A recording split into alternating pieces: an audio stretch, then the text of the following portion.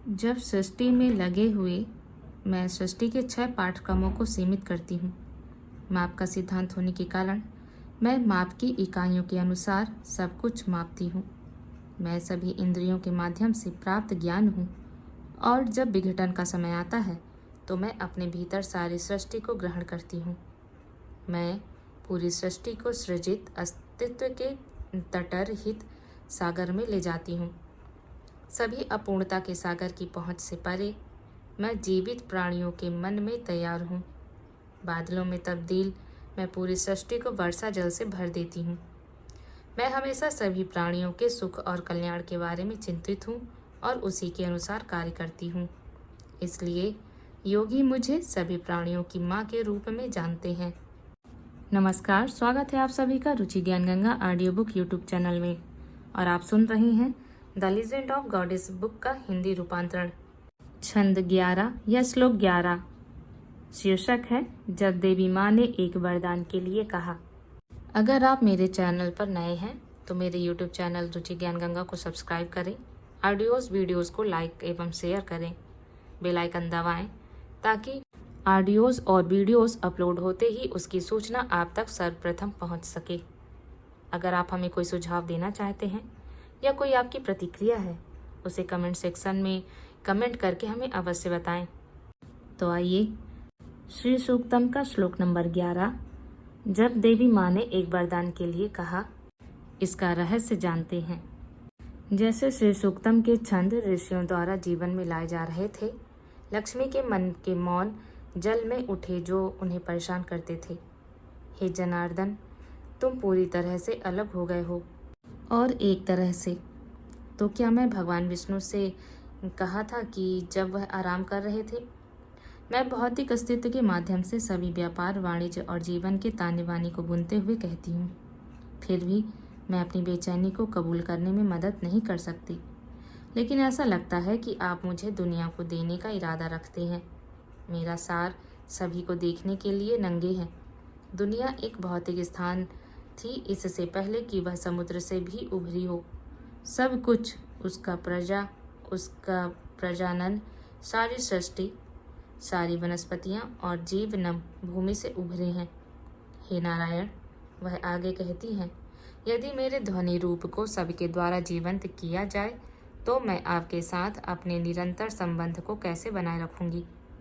आप पद्मनाभ हैं, अपने सौर जाल में कमल ले जा रहे हैं और मैं पद्मिनी हूँ, कमल पर बैठी हूँ।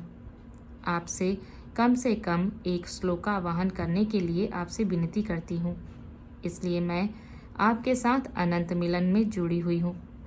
विष्णु ने चिंतित देवी पर अपनी उदार मुस्कान की बौछार की। वह जानते थे कि लक्ष्मी उनकी दिव्य शक्ति से अनजान नहीं थी। हर समस्या के लिए एक समाधान। वह यह स्वीकार करने के लिए तैयार नहीं थे कि नारायण के लिए कुछ भी पहुंच से परे है। इसके अलावा उन्होंने हर जागने वाले क्षण में अपने असीम प्यार को महसूस किया। एक अवतार लें, एक ऋषि के रूप में पुनर्जन्म लें और श्री सूक्तम की एक कविता का आवाहन करें। कब, कैसे, कहाँ? लक्ष्मी ने उत्सुकता से पूछा। सब अच्छे समय में, सभी परिवार में, उन्होंने कहा और उनकी आंखों में बहुत प्यार और आश्वासन के साथ देखा। करदम तपस्या में बैठे थे। उनकी अस्तित्व का एकमात्र उद्देश्य लक्ष्मी नारायण के प्रति उनकी भक्ति थी। अपने भाई चिकिलता के साथ 3 छंदों का आवाहन करने के बाद कदरमा पहले से ही आत्म साक्षात्कार कर चुका था। उन्होंने दुनिया में किसी भी चीज की परवाह नहीं की, सिवाय इसके कि वे विष्णु अपने पिता के कुछ मायनों में अनंत ध्यान में हैं। और फिर भी वह इस तथ्य से अनजान नहीं थे कि किसी समय उन्हें एक परिवार बनाना था। उसे वंश को आगे बढ़ाने के लिए बच्चे पैदा करने पड़े। एक दिन जब कदरमा ध्यान में गहरे थे, विष्णु उनके सामने उनके चतुर्भुज 4 सशस्त्र रूप में प्रकट हुए। कदरमा ने महसूस किया कि उसका पूरा अस्तित्व आग में मक्खन की तरह पिघल गया है। वहीं राजसी विष्णु, जिन्हें उन्होंने गहराई से प्यार किया और सम्मानित किया, एक जीवंत नीले रंग से सुशोभित थे, जो उनके द्वारा शासित सृष्टि के असीम विस्तार का प्रतिनिधित्व करते थे। ऋषिकेश के सिर पर एक शानदार मुकुट टिका हुआ था, जो घुंघराले बालों में से एक था। उनके पूर्ण रूप पर सब कुछ रीगल था, जबकि उनकी चार भुजाओं में पवित्र शंख, चक्र, गदा और कमल थे। प्रत्येक उनकी सर्वशक्तिमान ब्रह्मांडीय व्यवस्था शक्ति और पवित्रता का प्रतीक थी। जो कुछ भी तुम चाहो पूछो, विष्णु ने एक कोमल मुस्कान के साथ कहा। ऋषि ने कहा कि उन्हें कभी भी एक परिवार के रूप में विष्णु के साथ संबंध का अनुभव नहीं हुआ। मैं अपने परिवेश के बारे में पूरी तरह से अवगत पैदा हुआ था, और फिर दूसरी कविता का आह्वान करने पर मुझे तीसरे और चौथे को चिकिलिता के साथ आमंत्रित करने के लिए भेजा गया था। मैं आपकी सेवा करने के लिए तरसता हूँ, हे मधुसूदन। मैं आपके लिए तरसता हूँ कि कैसे एक पिता अपने बेटे को याद करता है। कदर्म ने उत्तर दिया कि वह केवल विष्णु से अधिक चाहते थे, और उस सुंदर बातचीत के दौरान उन्होंने विष्णु को अपने पुत्र के रूप में पैदा होने के लिए कहा। विष्णु ने उसे याद दिलाया कि कदर्म के लिए संतान होने के लिए उसे शादी करनी होगी और पत्नी लेनी होगी। ऋषि एक गृहस्थ के जीवन में प्रवेश करने के लिए सहमत हुए, इसलिए विष्णु उनके पुत्र के रूप में पैदा हो सकते थे। कुछ महीने बाद स्वयंभू मनु ने अपनी पत्नी शत्रुपा और उनकी बेटी देवहूति के साथ ऋषि का दौरा किया। जब वे उसकी झोपड़ी में दाखिल हुए तो उसने उन्हें बैठने के लिए आमंत्रित करते हुए फर्श पर एक चटाई फैला दी। मनु और शत्रुपा बैठे, लेकिन देवहूति ने नहीं किया। उन्होंने सोचा, मेरे माता पिता मुझे यहाँ इसलिए लाए हैं क्योंकि वे चाहते हैं कि मैं इस ऋषि की सेवा करूं और उनका दूसरा आधा या बेहतर आधा बनूं। इसलिए मेरे लिए अपने होने वाले पति के सामने इस तरह बैठना उचित नहीं होगा। ऋषि कदर्म ने उस इशारे में नम्रता और सील को देखा। उन्होंने उससे कहा, कृपया बैठ जाओ। उन्होंने उसी क्षण तय किया कि देवहूति विष्णु के अवतार की मां बनने के लिए उपयुक्त थी, क्योंकि सबसे महत्वपूर्ण विशेषता जो भगवान के साथ एक होने की आवश्यकता है वह है नम्रता, और कदर्म ने देखा कि उसके पास यह बहुत है। मनु और उनकी पत्नी ने शादी का प्रस्ताव पेश किया। कदर्म ने कहा, यह मेरा सौभाग्य है कि आपकी देवी जैसी बेटी मेरी पत्नी होगी, लेकिन यह मेरा कर्तव्य है कि मैं आपको यह बता दूं कि मेरी चेतना विष्णु से जुड़ी हुई है, जो मेरे पिता, गॉडफादर, आध्यात्मिक पिता और सब कुछ है। उस मामले के लिए वह एक असाधारण बच्चा पैदा करने जा रही है, लेकिन मैं कभी भी एक पारंपरिक पति की भूमिका नहीं निभा पाऊंगा। मेरी दिनचर्या के दो अभिन्न अंग, इसलिए यदि मेरी जीवन शैली और मेरे इरादे देवहूति और आप उसके माता पिता को स्वीकार्य है, तो मैं इस विवाह को पवित्र करने के लिए तैयार हूँ। मनु और शत्रुपा ने देवहूति की दिशा में चिंता की भावना से देखा, लेकिन उनकी शर्मीली मुस्कान और नोड ने तुरंत अपनी चिंताओं को शांत कर दिया। हो सकता है कि वे ऋषि के विचारों के साथ पूरी तरह से संरेखित ना हो, लेकिन कोई भी इस बात से इनकार नहीं कर सकता था कि देवहूति के पति के रूप में अपनी ही दुनिया में एक असाधारण संत का डूबना एक साधारण लेकिन वासना से बेहतर था। विवाह हुआ और कदर्म तुरंत अपनी साधना में वापस चला गया। आप सोच सकते हैं कि यह थोड़ा असामान्य है कि कोई व्यक्ति साधना में इतना डूब सकता है कि वे शादी कर लेते हैं और वे अपने अभ्यास में वापस आ जाते हैं। लेकिन जैसे जैसे आप अपने अभ्यास को तेज करते हैं, आप महसूस करते हैं कि यह दुनिया एक नाटक के अलावा और कुछ नहीं है। आप बस एक निश्चित भूमिका निभा रहे हैं, और क्योंकि आप अपने रोल प्ले में इतने अच्छे हैं, ऐसा लगता है कि अभिनेता चरित्र है और चरित्र अभिनेता है। लेकिन हकीकत में ऐसा क्या होता है कि आप यहाँ भी नहीं हैं, क्योंकि आप में दिव्य आत्मा से अधिक निकटता प्राप्त होती है। ऋषि कदर्म अपनी साधना में वापस चले गए और कुछ अच्छे साल बीत गए। देवहूति उनकी सेवा करती रही और काम करती रही, और जल्द ही उन्होंने उससे कहा, हे देवी, मैं तुमसे बहुत प्रसन्न हूँ। तुम क्या चाहते हो? मुझे क्या चाहिए? उन्होंने कहा, मैं आपकी पत्नी हूँ। आपने मुझसे वादा किया था कि आप मुझे एक बेटा देंगे। अरे हाँ, मैं यह सब भूल गया। मैंने आपसे वादा किया था। और फिर उन्होंने उसे याद दिलाया कि उन्होंने यह स्पष्ट कर दिया था कि जब प्रस्ताव स्वीकार किया गया था कि उनकी शादी के बाद एक सन्यासी बन जाएंगे और अपने रास्ते पर होंगे। यह एक शर्त थी जिसे देवहूति ने स्वीकार कर ली थी, यह सोचकर कि जागृत ऋषि की उपस्थिति में थोड़ा सा भी समय उसे हमेशा के लिए मुक्त कर देगा। अब जब कदर्म ऋषि ने उसे इस शर्त की याद दिलाई कि वह उसके साथ एक बच्चे को जन्म देंगी, लेकिन फिर अपने आप वापस आ जाएंगे और अपनी साधना में डूब जाएंगे, उन्होंने कहा, यह ठीक है। पहले उनकी 9 बेटियां थीं। सती अनुसुईया जो ऋषि अत्रि की पत्नी बनी, उनमें से एक थी। अधिकांश बेटियों का विवाह हुआ, उनमें से 7 महान ऋषियों सप्तऋषियों से।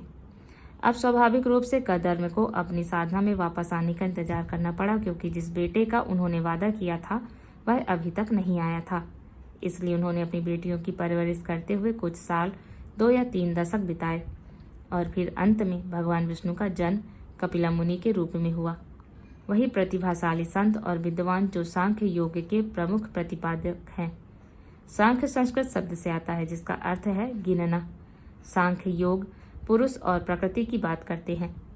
भौतिक प्रकृति या सत्व, रजस और तम के 3 तरीके, चेतना की 3 अवस्थाएं और इसी तरह।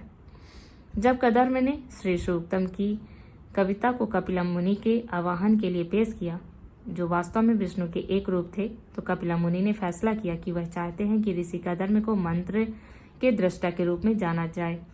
किसी कारण या किसी के प्रति ईमानदार होना कुछ समय के लिए कुछ ऐसा है जो कोई कर सकता है, लेकिन आजीवन ईमानदारी का प्रदर्शन करना दुर्लभ है, और कदर्म ने ऐसा ही किया था। वह जीवन भर साधना के मार्ग के प्रति सच्चे थे, कभी भी प्रसिद्धि, महिमा, पुरस्कार की चिंता किए बिना। इसके विपरीत उन्होंने उनसे किनारा कर लिया। कदर्म को एक बार 7 ऋषियों में से एक, सप्त ऋषियों में से एक होने के लिए एक स्थान दिया गया था, लेकिन उन्होंने इसे ठुकरा दिया। उनकी विनम्रता, उनकी ईमानदारी विष्णु पर नहीं खोई। विष्णु पर कुछ भी नहीं खोया है उस बात के लिए। इसलिए यह कोई संयोग नहीं है कि वह श्री सूक्तम के 11वें श्लोक के दृष्टा हैं, और उनके अपने नाम को पद्म में ही एक उल्लेख मिलता है। इस श्लोक में प्रभु कहते हैं, मैंने अत द्वारा अपने माता पिता का सम्मान करने के लिए नियम निर्धारित किया है। कदर्मीना प्रजाभूति माई संभवाव कदर्म श्रीम वशाय में कुले मातरम पद्म मालिनीम। यह एक गृहस्थ के लिए सर्वोत्तम छंदों में से एक है। यदि आपने ध्यान दिया होगा तो मैंने वास्तव में कभी इस बारे में बात नहीं की है कि कोई पद आपके लिए क्या लाता है, चाहे वह धन, ऐश्वर्य, परिवार में शांति, इच्छाओं की पूर्ति या कुछ और, क्योंकि मुझे लगता है कि जब हम ऐसा करते हैं तो आप एक साधक के रूप में विचलित हो जाते हैं। आप साधना के परिणाम पर अधिक ध्यान केंद्रित करते हैं, वास्तव में स्वयं साधना पर ध्यान केंद्रित करते हैं। किसी भी साधना को केवल उनकी कृपा के लिए करना और यह देखना बेहतर है कि यह आपके लिए क्या प्रकट करती हैं। श्री सूक्तम का 11वां श्लोक कम से कम रोमांटिक छंदों में से एक है, लेकिन यह सबसे शक्तिशाली छंदों में से एक है, क्योंकि यह स्वयं भगवान विष्णु द्वारा लागू किया गया था। यह श्लोक विशेष रूप से उस गृहस्थ के लिए उपयोगी है जो शांतिपूर्ण पारिवारिक जीवन की कामना करता है। कदर्म ऋषि ने कपिला मुनि को साधना के मार्ग में शुरू करने के तुरंत बाद अपना शरीर त्याग दिया। यह उन लोगों के बीच मूलभूत अंतर है जो जागृत हैं और जो मार्ग पर हैं। जब कोई जगाता है तो वे जानते हैं कि वे कुछ क्यों कर रहे हैं, और जब यह हो जाता है तो वे उससे चिपके नहीं रहते हैं। कृष्ण कहते हैं, जो पूरी तरह से योग के मार्ग पर चढ़ गया है वह अपने कर्म से असंबद्ध रहता है। वास्तव में यह बिल्कुल ठीक है, भले ही वे कोई कर्म ना करें। साधना के मार्ग पर कोई संयोग नहीं है। एकादशी चंद्र कैलेंडर का 11वां दिन विष्णु का दिन है, और यह स्त्रोत का 11वां श्लोक है। जब कोई एकादशी पर भगवान विष्णु से प्रार्थना करना चाहता है तो श्री सूक्तम, मैं बहुत शक्तिशाली हूँ क्योंकि आप स्त्री ऊर्जा, स्त्री सिद्धांत, दिव्य ऊर्जा और स्वयं परमात्मा की उपस्थिति को स्वीकार कर रहे हैं। यदि वे जो श्री विद्या उपासक हैं या केवल देवी के रूप में विश्वास करते हैं या इसके प्रति एक आत्मीयता महसूस करते हैं, तो एकादशी पर इस पूरे सूक्तम का जाप करें। यह और भी शक्तिशाली है। 11वें श्लोक को जीवन में लाने के बाद, जहाँ दृष्टा कोई और नहीं बल्कि स्वयं भगवान है, अगले व्यक्ति को फिर से किसी असाधारण ऋषि द्वारा बुलाया जाना था। एक असाधारण ऋषि। आपको हमारी यह ऑडियो बुक कैसी लगी? कमेंट सेक्शन में अपना कमेंट देकर हमें ज़रूर बताएं। आपके सहयोग और समर्थन के लिए हम तहे दिल से आभारी हैं। धन्यवाद।